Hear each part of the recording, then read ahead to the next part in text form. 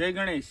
હાલ અમે અત્યારે ગણેશ યોગ મંડળ બાયડ ગામના કમિટીના સભ્યો હાલ માણસાથી આગળ મોખાસન કરીને ગામ છે, જો અમારે 15 વર્ષથી જે ગણપતિ દાદાનો રથ આવે છે એવા શ્રી રસિક દાદાના ઘરે એમના આગ્રહથી અત્યાર સુધી તો અમે અહીંયા આવ્યા નથી, પણ રસિક દાદાનો આગ્રહ હતો કે મારા ઘરે આવો, અને હાલ અત્યારે અમે એમના ફાર્મ હાઉસ ઉપર હાજર છે. રસિક દાદાના બે છોકરા હાલ શિકાગો ખાતે, છોકરો છોકરી બંને શિકાગો ખાતે વેલ સેટ છે.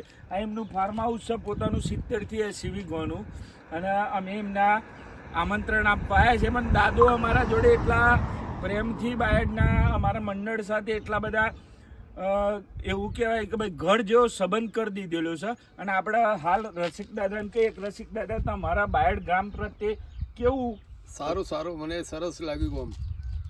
પછી ગણપતિમાં આવો છો તમે રથ લઈને, તમને એવું લાગે છે કે હું પારકા ગામમાં સરસ પોતાના ગામમાં વતનમાં છો એવું લાગે એમ. અને હાલ તમારો છોકરો કયો છે? બે બધા શિકાગો. અને અત્યારે તમે અને કોણ અત્યારે આ ફાર્મ હાઉસ ની દેખરેખ રાખો? હું એકલો જાતે જ દાદો ફાર્મ હાઉસ ની, અને કોઈ પૈસા વગરની સ્વેચ્છાએ ગણપતિ દાદાના આશીર્વાદ એમના ઘરમાં બી પડ્યા છીએ અને અમારા મંડળમાં બી પડ્યા છીએ. એટલે એ પ્રમાણે દાદો માણસા આગળ 20 કિલોમીટર થાય મોખાસણ, ત્યાંથી આવી છે અને આ એમનું આખું ફાર્મ હાઉસ છે. જોઈ લો તમે, એ પોતાનું એમનું ફાર્મ હાઉસ છે. ત્યાંથી વગર સેવાએ વગર પૈસાની પ્રવૃત્તિ એ બાયડમાં રસ લઈ અને આવી છે, એ બદલ એમનો ખૂબ ખૂબ આભાર માનીએ છીએ અમે.